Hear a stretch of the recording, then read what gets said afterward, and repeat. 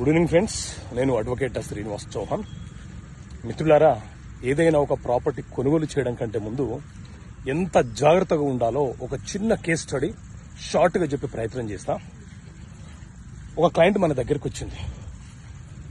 ఆమె అనారోగ్యం పాలై ఉంది.